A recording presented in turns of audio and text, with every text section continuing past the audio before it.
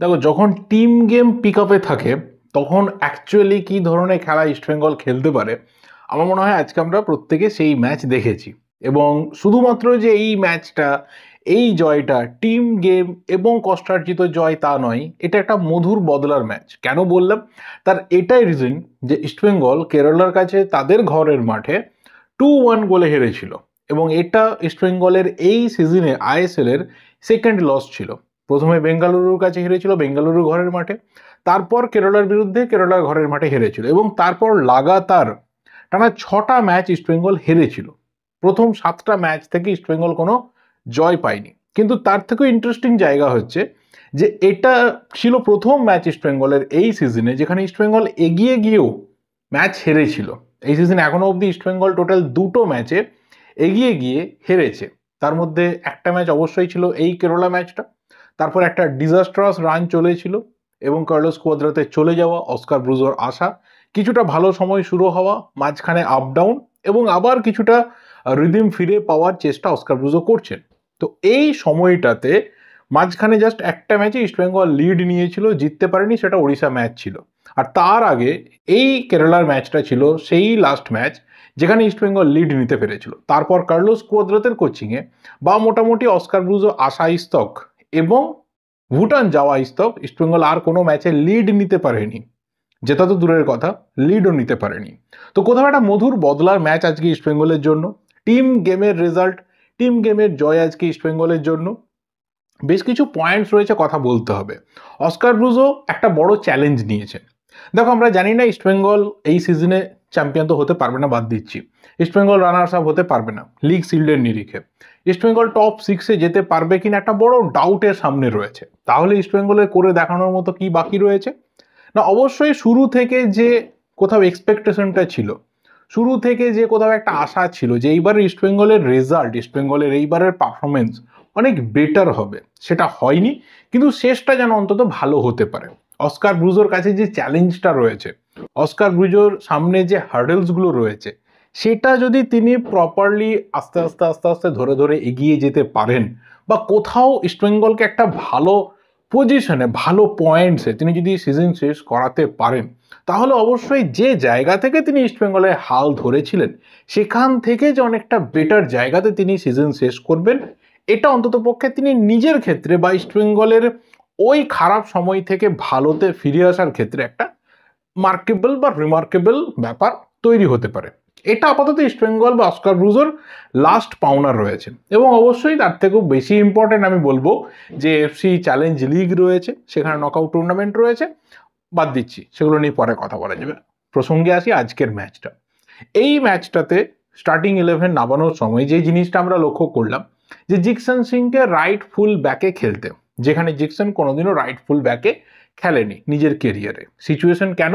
তার এটাই যে ওই পজিশনটাতে খেলার মতো এই মুহূর্তে ইস্টবেঙ্গলের হাতে কোনো প্লেয়ার নেই, কোনো রাইট ব্যাক নেই।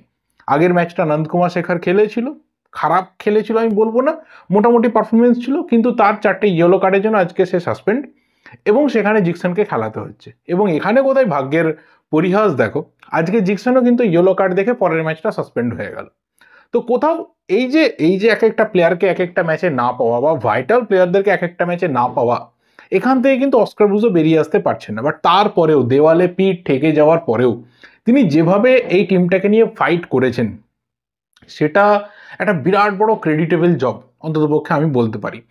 এবং তার পাশাপাশি আমি আরেকজন প্লেয়ারের কথা বলবো আজকের ম্যাচটাতে ভীষণভাবে সাইলেন্টলি কাজ করে গেছে, সেটা হচ্ছে মহেশ নাওরেম সিং। প্লেয়ারটা লেফট উইংয়ের প্লেয়ার, রাইট উইংয়ে ইউজ হয়েছে, কখনো কখনো তাকে আমরা নাম্বার 10 রোলে ইউজ হতে দেখেছি। কিন্তু ব্যাক টু ব্যাক 2টো ম্যাচে তাকে আমরা কোথায় ইউজ হতে দেখলাম? না সেন্ট্রাল ডিফেন্সিভ মিডফিল্ডে, ইভেন ম্যাক্সিমাম সময় তাকে আমরা বক্স টু বক্স মিডফিল্ডে ইউজড হতে দেখলাম। এবং খুব সাইলেন্টলি কিন্তু আজকেও নিজের কাজটা করেছে। এটা মাথায় রাখতে হবে যে মহেশ আজকে যতটা জায়গা কভার করেছে, হয়তো ওর কারণেই আদ্রিয়ান লুনা সেইভাবে ভয়ানক হয়ে উঠতে পারেনি, আদ্রিয়ান লুনা মাঝখান থেকে সেইভাবে বল সাপ্লাই দিতে পারেনি, সেইভাবে মাঝ মাঠে আদ্রিয়ান লুনা নিজের ক্রিয়েটিভিটি শো করতে পারেনি। এবার মহেশ নাওরেম সিং যখন আই লিগ টাইমে ছিল বা নিজের জুনিয়র ফুটবলে ছিল, যদি ডেটা কেউ ঘাটে তাহলে দেখবে যে ওর কিন্তু সেন্ট্রাল মিডফিল্ডে খেলার এক্সপিরিয়েন্স রয়েছে।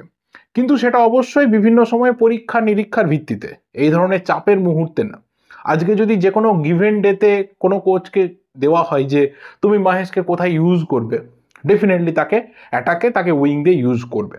কিন্তু যেভাবে ব্যাক টু ব্যাক দুটো ম্যাচে আমরা box to box midfield, central midfield এবং কিছু কিছু ক্ষেত্রে আমি বলবো হোল্ডিং রোলে অবধি মাহেশকে আমরা দেখলাম, এটাও কিন্তু একটা বিরাট বড় ক্রেডিটের জব অস্কার ব্রুজোর ক্ষেত্রে যাবে।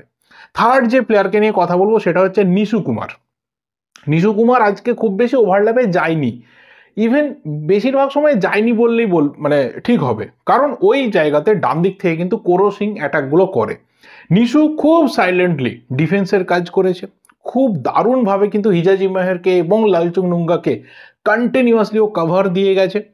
এবং একটা প্লেয়ার যখন সিনিয়র হয়ে যায়, যখন তার থেকেও এক্সপেকটেশনটা হাই লেভেলের থাকে, তখনই কিন্তু এই ধরনের পারফরমেন্সও সেই প্লেয়ারটাও মানে দেওয়ার চেষ্টা করে। সেটা কিন্তু আজকে নিশু কুমারের ক্ষেত্রে হয়েছে। হিজাজি মাহেরকে অনেকদিন পর ভালো লেগেছে, শুধুমাত্র যে সেকেন্ড গোলটা করেছে, উইনিং গোল করেছে তা না, ডিফেন্সে যেভাবে মোটামুটি ভালো পারফরমেন্সটা দিয়েছে। লালচুংনুঙ্গা তো আজকে আমি বলবো যে ডিফেন্সে অনবদ্য ছিল, 4জন ডিফেন্ডারের মধ্যে Lalchungnunga was the best. Cover করেছে, স্লাইডিং দিয়েছে, বল উইন করেছে, ভালো ট্যাকেল করেছে, ক্লিয়ার করেছে, সব কিছু করেছে। এবং সব থেকে বড় কথা যে হিজাজি মাহেরকেও ভীষণভাবে কিন্তু কাভার করে রেখেছিল। এটা খুব রেয়ার দেখা যায় যে একটা আমাদের ইন্ডিয়ান প্লেয়ার একটা বিদেশি প্লেয়ারকে কাভার করছে। উল্টোটা হয় যে বিদেশি প্লেয়ার সবসময় ইন্ডিয়ান প্লেয়ারকে কাভার করে, ইন্ডিয়ান প্লেয়াররা ওই জায়গাতে একটা বিদেশি প্লেয়ারের ছায়াতে খেলার চেষ্টা করে। দেখা গেল যে না, আজকে লালচুং নুঙ্গার রোলটা ডিফারেন্ট। লালচুং নুঙ্গা আজকে হিজাজি মাহেরকে কাভার করছে, ও কোথাও সামনের দিকে লিডিং যে সেন্টার ব্যাকের রোলটা সেটাও নিচ্ছে। সৌভিকের কথা বলতে হবে, ফিরে এসেছে, অসাধারণ খেলেছে। এবং অবশ্যই ক্লিটন সিলভা, তার দেওয়ার কিছু নেই, হয়তো নিজেও কোথাও ও ফ্রাস্ট্রেটেড, ও বুঝতে পারছে যে এই সিজনটা হয়তো ওর ফুটবল ক্যারিয়ারেরও শেষ সিজন হতে পারে। তো একটা গোল, একটা ভালো অ্যাসিস্ট, একটা ভালো মুভ হয়তো ওকে কোথাও মানসিক দিক থেকে অনেক চাঙ্গা রাখবে পরের ম্যাচের জন্য। আজকে যেটা মিস হয়েছে বা যেটা সচিন সেভ করেছে, যদিও সেখানে কর্নার দেওয়া হয়নি, রেফারিং ডিসিশন নিয়ে তো প্রশ্ন উঠবেই। দু তরফে দুটো টিমের ফ্যান বেস, তারা হাজারো প্রশ্ন করতে পারে, কারণ আমি বলবো যে দুদিকেই কিন্তু ডিসিশন এগেনস্টে গেছে, এমন কিছু ডিসিশনস হয়েছে এগেনস্টে গেছে। দুবার তো এরকম হয়েছে, আমি জানি না ওটা ওই ক্ষেত্রে ব্যালেন্স করার চেষ্টা হয়েছে কিনা। একবার কেরালার নোয়া সাদোই বল নিয়ে মাঠের বাইরে চলে গেছিল, সেখান থেকে ফেরত চলে এলো এবং প্লে অন ছিল। উল্টো দিকে ইস্টবেঙ্গলের বিষ্ণু বল নিয়ে বাইরে চলে গেছিল, সেখান থেকে ফেরত এলো, প্লে অন ছিল। আমি জানি না এটা ব্যালেন্স করার চেষ্টা হয়েছে কিনা, but these are the referring blunders. এর বাইরে ভুলভাল ফাউল, সেখানে কার্ড না দেওয়া, এবং প্লে অন রাখার পরেও যখন একটা ডেঞ্জারাস ফাউল হচ্ছে সেটাকে রিপিট না নিয়ে আসা। তো রেফারিং নিয়ে নতুন করে সিরিয়াসলি বলতে কিছু ভালো লাগে না, কারণ রোজই এই ধরনের কিছু ব্লান্ডার হতে থাকে। বাট আজকে আমি বলবো যে দুটো টিমই যদি সাফার করে থাকে তাহলে দুটো টিমই সমানভাবে সাফার করেছে। কখনো পেনাল্টির আবেদন উঠেছে, দুদিক থেকে উঠেছে, রেফারি কর্ণপাত করেননি। কখনো ফাউল, জেনুইন ফাউলের আবেদন উঠেছে, রেফারি কর্ণপাত করেননি। একটা সময় তো হাতাহাতির পর্যায়ে চলে যায়। যাই হোক, ভীষণভাবে কিন্তু আস্তে আস্তে ম্যাচের যে কন্ট্রোল সেটা রেফারি লুজ করতে শুরু করে। যাক, যেখানে ছিলাম যে প্লেয়ারদের পারফরমেন্স, ক্লেটন সিলভার নতুন করে ইস্টবেঙ্গলের এই মুহূর্তে দেওয়ার কিছু নেই। প্লেয়ারটাও বুঝতে পারছে যে যদি আমি মানে হালকা হলেও কিছু করতে পারি, টিমের ক্যাপ্টেন, গুরু দায়িত্ব রয়েছে, তাহলেও সেটা অনেক কিছু হবে। নেক্সট বলতে হবে দিমিত্রিয়স ডিয়ামান্টোকোসের কথা। একটা ওই শট, একটা টার্ন নিয়ে একটা ওই শট ছাড়া আমার মনে হয় না যে সেইভাবে আমি যতক্ষণ ডিয়ামান্টোকোসকে খেলতে দেখলাম খুব একটা খুঁজে পাওয়ার মতো বা খুব একটা ছাপ রাখার মতো পারফরমেন্সও দিয়েছে, সেইভাবে বলার মতো বিরাট কিছু করেছে। নেক্সট যে প্লেয়ারকে নিয়ে কথা বলবো, যাকে নিয়ে ইস্টবেঙ্গল জনতা এই মুহূর্তে দাঁড়িয়ে উচ্ছ্বসিত হতে পারে যে কোথাও এই সিগনেচারটা ঠিকঠাক সিগনেচার হয়েছে, প্রপার সিগনেচার হয়েছে। দেখো, একটা সিগনেচার যখন হচ্ছে তখন তাকে নিয়ে লটস অফ নেগেটিভ কথা বলা যায়। যারা বলেছে ডেফিনেটলি সেটা তাদের কাজ, যারা বলেনি তারা একদম ঠিক কাজ করেছে। আর অনেকে দেশে বসে বলেছে, অনেকে বিদেশ থেকে বসে বলেছে, সবটা আমি জানি যে কে কোথা থেকে কিভাবে কতটা নেগেটিভিটি করেছে, কত কি ছড়িয়েছে, একটা প্লেয়ার কোথায় খেলছিল না খেলছিল, সে চোট পেয়েছিল কি পায়নি, তার থেকেও বড় কথা সে তোমার টিমের জার্সি পরে কেমন পারফরমেন্স করছে, এটা মাথায় রাখা দরকার। এবং আমার মনে হয় যে সেই কাজটা কিন্তু আজকে রিচার্ড সেলিস ব্যাক টু ব্যাক দুটো ম্যাচে করে দেখিয়ে দিল। আগের ম্যাচটাতে ওর ডেবিউ হয়েছিল, ভালো পারফরমেন্স ছিল, বাট আজকের ম্যাচটাতে আমি বলবো যে অসাধারণ পারফরমেন্স হয়েছে, জাস্ট অসাধারণ। ওর বল কন্ট্রোল হাই লেভেলের, ওর স্কিল নিয়ে কোনো কথা হতে পারে না। ও ওর সব থেকে যে জিনিসটা আমার ভালো লাগলো সেটা হচ্ছে ডিস্ট্রিবিউশন। ও জানে যে একটা প্লেয়ার কোথায় রয়েছে, ও ক্যালকুলেট করতে পারছে। সদ্য এসেছে, খুব বেশি ট্রেনিং সেশন টিমের সাথে কাটায়নি, সবার সাথে খুব ভালো সম্পর্ক, সবার প্লেয়িং স্টাইলটা জানে। একদমই হতে পারে না ফুটবল সায়েন্সে এটা ধারে কাছে আসবে না, বাট তারপরেও একটা প্লেয়ারের আইকিউ লেভেল যদি ভালো হয়, একটা প্লেয়ারের যদি সেই লেভেলের কোয়ালিটি থাকে যে আমি ঠিক কতটা স্পিডে কতটা অ্যাকিউরেসিতে একটা বলকে ডিস্ট্রিবিউট করব, তাহলে কিন্তু সেই প্লেয়ারটা বড় প্লেয়ার হয়ে যায়। এবং অবশ্যই আমাদের এখানে যে ধরনের প্লেয়াররা আসে তারা হয়তো ওয়ার্ল্ড ফুটবলে, ইউরোপিয়ান ফুটবলে বিরাট বড় বড় কোনো প্লেয়ার না, বাট স্টিল স্টিল তাদের মধ্যে সেই টপ স্কিলগুলো রয়েছে কিছু কিছু ক্ষেত্রে, সেটা আমরা কখনো কখনো দেখি। তো রিচার্ড সেলিসের মধ্যে সেই জিনিসটা রয়েছে। এমনিতেই লাতিন আমেরিকান ফুটবলার যারা হয় তাদের স্কিল নিয়ে প্রশ্ন করাটা ভীষণ বড় বোকামির একটা জায়গা। অবশ্যই কিছু কিছু ক্ষেত্রে আমরা বলি যে তারা কিছুটা কুঁড়ে টাইপের প্লেয়ার হয়, স্কিল থাকলে অনেক সময় হয় না যে একটু একটু কৃপণতা করে খেলে, বাট কোথাও রিচার্ড সেলিসের মধ্যে সেই জিনিসটা নেই। ও কিন্তু হোল হার্টেড ডেডিকেটেডলি আজকে পারফর্ম করতে চেয়েছে, করেছে। এবং যতগুলো ইস্টবেঙ্গলের ডেঞ্জারাস মুভ হচ্ছিল, মনে করে দেখো, আইদার সেটা রিচার্ড সেলিসের পা থেকে আসছিল অথবা সেটা বিষ্ণুর পা থেকে আসছিল। লাস্ট আমি এই প্লেয়ারটাকে নিয়ে কথা বলবো, পিভি বিষ্ণু। এই মুহূর্তে দাঁড়িয়ে লাস্ট বোধহয় 8-10টা ম্যাচ ধরে আমি বলে আসছি, আমার অন্তত পক্ষে মনে পড়ছে যে এই মুহূর্তে ইস্টবেঙ্গল জার্সিতে যদি কোনো সিঙ্গেল একটা প্লেয়ার নিজের মোর দেন 100% দেয়, নিজের লেভেলকে ক্রস করে এক্সিড করে নিজেকে ভেঙে দুমড়ে মুচড়ে যদি একটা প্লেয়ার মাঠের মধ্যে কিছু করার চেষ্টা করে ইস্টবেঙ্গল জার্সি পরে, সেটা একমাত্র এই পিভি বিষ্ণু। ও কটা গোল করলো, কটা অ্যাসিস্ট রাখলো, কতগুলো ও মুভ করলো, কত ভালো ড্রিবল করলো, কত ওর হাইফাই স্কিল দেখা গেল, আমি সিরিয়াসলি কেয়ার করি না। আমি যে জিনিসটা ওর প্রতি ম্যাচে দেখার জন্য বসি, যে how much he is dedicated to this team.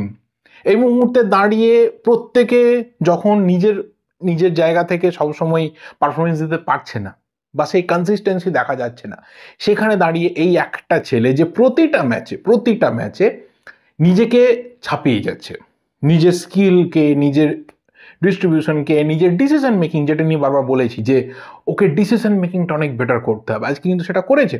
যে জায়গা থেকে ও বল সাপ্লাই রেখেছে, যেটা দিমিত্রিয়াস ডিয়ামান্টাকোসকে দিয়েছিল, খুব একটা শর্ট নেওয়ার জায়গা ছিল না যেহেতু দুটো ডিফেন্ডার ওকে কভার করে রেখেছিল, বাট যে জায়গাতে ও বলটা দিয়েছিল ওখানে যদি একটু ও মানে ডিয়ামান্টাকোস যদি শর্ট নেওয়ার জায়গা পেত, তাহলে কিন্তু সচিন সুরেশকে আরও ভালো পরীক্ষার মধ্যে রাখতে পারত। তো ডিসিশন মেকিংও কিন্তু বিষ্ণু অনেকটা ডেভেলপ করেছে। আর যে জায়গা থেকে ও গোলটা করেছে, যেখানে ফিনিশ করেছে, কতটা ডিফেন্ডার ওখান থেকে বলটা ক্লিয়ার করতে পারতো কি না পারতো এসব ভেবে লাভ নেই ভাই, গোলটা হয়েছে। যে জায়গা থেকে ও বলটা চিপ করে রেখেছে সেই অবধি কথা হওয়া দরকার রয়েছে, and that was brilliant, fantastic. এবং কোথাও নিজের যে আলটিমেট পরের ম্যাচে যাওয়ার আগে নিজের মোরালটাকে অনেক বেশি বুস্ট রাখা, সেটা কিন্তু পিভি বিষ্ণু রাখতে পারলো। সো ওভারঅল আজকে ইস্টবেঙ্গল যেভাবে খেলেছে, যেভাবে কম্প্যাক্টনেস দেখিয়েছে, সব ঠিক হয়েছে আমি বলবো না, তাহলে তো সব কিছু ঠিক হতে পারতো, বল পজিশনও কেরালা থেকে বেশি হতে পারতো, আরও বেশি অ্যাটাক হতে পারতো, বলবো না। বাট যতটা ম্যাক্সিমাম লেভেলে ইস্টবেঙ্গল খেলেছে প্রত্যেকটা কিন্তু পজিটিভ রেজাল্টের দিকে ইস্টবেঙ্গলের ম্যাচটাকে নিয়ে গেছে।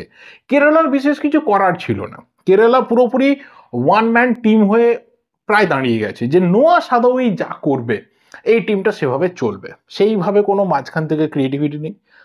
ডান দিকটা অনেক সময় অফ থাকছে, কোরো মাঝে মাঝে খেলছে তো খেলছে, না হলে পুরো ডান দিক অফ থাকছে, মাঝখান থেকে কোনো ক্রিয়েটিভিটি নেই, জিরো ক্রিয়েটিভিটি। আদ্রিয়ান লুনা ফর্মের ধারে কাছে নেই, যতটুকু বল পাচ্ছে সেখানে মহেশের মতো প্লেয়ারও নিজের অনভ্যস্ত জায়গায় খেলে ওকে বিট করে দিচ্ছে। তো পুরো খেলাটা কেরালা দাঁড়িয়েছিল নোয়া সাদৌয়ের কাছে, এখানে কোথাও জিকসেনের কাছে চ্যালেঞ্জ বড় ছিল। জিকসেন অনেক ভুলভ্রান্তি করেছে, এটা মানতে কোথাও প্রবলেম নেই, কিন্তু যে জায়গা থেকে গোলটা হয়েছে আমি বলবো জিকসেনের ওটা প্রফেশনাল ফাউল ছিল, ওই জায়গাতে ওই ফাউল করতে হতো, আদারওয়াইজ কিন্তু ওখানে পুরো ফ্রিতে নোয়া সাদৌ এগিয়ে যেতে পারতো। যেভাবে গোলটা হয়েছে সেখানেও ডিফেন্স অনেক আগে ভালো করে বলটা ক্লিয়ার করতে পারতো। যাই হোক, ওই গোলটা হওয়ার পর কেরালা আর গোল করতে পারেনি বা ম্যাচের মধ্যে আর ফিরে আসার মতো কোনো রাস্তা তৈরি করতে পারেনি। তবে হ্যাঁ, এটা অন্ততপক্ষে দেখে ভালো লাগছে যে একটা ম্যাচে যখন 3টে গোল হচ্ছে এবং সেখানে 2টো গোল আমাদের ভারতীয় প্লেয়াররা করছে, একদিকে বিষ্ণুর একটা গোল, এদিকে দানিশ ফারুকের একটা গোল, সেটা দেখে ভালো লাগছে। এবং তার সাথে হিজেজি মেহেরও যে জায়গা থেকে ফিনিশ করেছে, এটাও কিন্তু ভীষণ বড় একটা ফিনিশ ছিল। কারণ ওর যে পরপর ম্যাচগুলো যাচ্ছিল একদমই কিন্তু ভালো ম্যাচ যাচ্ছিল না, একদমই নিজের ওর চেনা ছন্দেও ছিল না। লাস্ট বা মোস্ট প্রবলি আইএসএলও বোধহয় প্রথম গোলটাও পেয়েছিল সেই পাঞ্জাব ম্যাচে, যেখান থেকে ওর গোল থেকেই পাঞ্জাব ম্যাচে ইস্টবেঙ্গল কামব্যাকটা স্টার্ট করে। তো আজকেও কিন্তু উইনিং গোলটা হিজাজি মাহেরের পা থেকে। এই প্লেয়ারটার ওপর ইস্টবেঙ্গল জনতার এক্সপেকটেশন খুব হাই, কারণ লাস্ট সিজনে ও এসে যা পারফরমেন্স দেখিয়েছিল, যেভাবে ওকে 2 বছরের কন্ট্রাক্ট এক্সটেনশন দেওয়া হয়েছিল, সেটাও কিন্তু ফ্যানেদের প্রেসারে রীতিমতো আমি দেখেছিলাম যে ফ্যান মুভমেন্ট হচ্ছে, এক্সটেন্ড হিজাজি, এক্সটেন্ড সাউল, আমার এখনও সেই সময়গুলো মনে রয়েছে। তো এক্সপেকটেশন কিন্তু হিজাজিকে নিয়ে হিউজ, বাট সেই প্লেয়ারটা যখন এক্সপেকটেশনের কাছাকাছি পারফরমেন্স দিতে পারে না, তখন কিন্তু ফ্যানেদের থেকে বেশি ক্ষতিগ্রস্ত, ফ্যানেদের থেকে বেশি আঘাত আর কেউ পেতে পারে না। কারণ ম্যানেজমেন্ট ঠিক আছে, চলো ওকে পয়সা দিয়েছে, হয়তো কম্পেনসেশন দিয়ে খেলতে না পারলে ছেড়ে দেবে, এর বেশি কিছু না। কিন্তু ফ্যানরা, তারা কিন্তু ভীষণভাবে সাইকোলজিক্যালি সাফার করবে। যেই প্লেয়ারটাকে তো মাথায় করে রাখা হয়েছিল, এই প্লেয়ারটাকে তো সব রকম সাপোর্ট দেওয়া হয়েছিল ফ্যানেদের তরফ থেকে, বাট তার কেন ফর্মটা ডাউন হলো, সে কেন এইভাবে সাফার করাচ্ছে টিমকে? তো আমার মনে হয় যে হিজেজি মেহেরের গোলটা বা আজকের ওই ডিফেন্সিভ পারফরমেন্স ওর জন্য কিন্তু ফিরে আসার ক্ষেত্রে ভীষণভাবে দরকার ছিল। দেখা যাক ইস্টবেঙ্গল কী করতে পারে। আমি সিরিয়াসলি বলছি, আমরা কেউ জানি না ইস্টবেঙ্গল কোন পজিশনে শেষ করবে। টপ 6-এ যাওয়ার মতো আর কোনো রকম রাস্তা ইস্টবেঙ্গলের কাছে খুব বেশি বেঁচে আছে কিনা, পরের ম্যাচটাও ইস্টবেঙ্গল এই লেভেলে পারফরমেন্স করবে কিনা জানি না। ইস্টবেঙ্গলের এই মুহূর্তে যে সিচুয়েশন, যে রোজ যা কিছু হবে, রোজের আশা রোজ সেখানেই শেষ। পরের ম্যাচটা পরের মতো করে অস্কার ব্রুজো ভাববেন এবং তিনিও হয়তো এই থিওরিতেই চলছেন, এখান থেকে দাঁড়িয়ে পরের ম্যাচটাও আমি জিতে যাব, কোনো ব্যাপার না, কেরালাকে ঘরের মাঠে হারিয়েছি মানে। হতে পারে না, হয় না, কারণ তার হাতে এই মুহূর্তে ভীষণভাবে শক্তি কম। বিদেশি প্লেয়ার কেউ চোটের জন্য বাইরে, কেউ অফ ফর্মে রয়েছে, কেউ ডেলিভারি করতে পারছে না, ইন্ডিয়ান প্লেয়াররা ইনজিওর্ড রয়েছে, কেউ কার্ডের জন্য হঠাৎ করে বাইরে, তো কালকে আবার কেউ কার্ডের জন্য বাইরে থাকবে। তো এই মুহূর্তে দাঁড়িয়ে পুরোপুরি একটা মানে যে সেটেলড একটা স্কোয়াড ছিল, সেখান থেকে কিছুটা ডিরেলড হয়েছে। তো এখান থেকে তিনিও এক্সপেক্ট করবেন না যে পরের ম্যাচটা আমি এরকমই খেলবো, এইভাবে আমি জিতে যাব। বাট কোথাও যে ভালো আবারও হতে পারে, বিশেষ করে আস্তে আস্তে একদম শেষের দিকে এসে বা এএফসি চ্যালেঞ্জ লিগে গিয়ে মার্চ মাসে ভালো যে হতে পারে, তার একটা কোথাও আভাস আমার মনে হয় যে অস্কার ব্রুজো আবার দিতে শুরু করলেন। এইটুকু অন্তত আমরা বলতে পারি যে ইস্টবেঙ্গল যেভাবেই শেষ করুক না কেন, সেটা অস্কার ব্রুজো চাইবেন যে একটা ভালো নোটে, একটা পজিটিভ নোটে এই সিজনটাকে গুড বাই করতে, এই সিজনটাকে এন্ড করতে, পরবর্তী সিজনে আরও বেটার প্ল্যান করে, আরও বেটার ওয়েতে ইস্টবেঙ্গল ফিরে আসার অবশ্যই চেষ্টা করবে। কিন্তু এত প্রতিকূলতা নিয়ে, এত নেগেটিভিটি নিয়ে, এত প্রবলেম নিয়েও ইস্টবেঙ্গল যেভাবে জিতেছে, আমার মনে হয় যে ক্রেডিট সব থেকে যদি বেশি কারো প্রাপ্য হয়, he is none other than Oscar Bruzon. তো এখানে যদি কারোর এটাকে অ্যাকসেপ্ট করতেও প্রবলেম হয়, সেও কমেন্ট করে জানাও, যদি কেউ অ্যাকসেপ্ট করে সেও কমেন্ট করে জানিও। তোমরা কীরকম ম্যাচটা দেখলে, কীরকম অবজার্ভ করলে, কী কী ঠিক ভুল যা কিছু ম্যাচ, সব কিছু বলো কমেন্টের মাধ্যমে। এই ভিডিওটা এই অবধি, ভালো লাগলে লাইক করো, শেয়ার করো। দেখা হবে পরের ভিডিওতে। Till then subscribe the channel যদি নতুন হয়ে থাকো। Thank you, good bye and good night.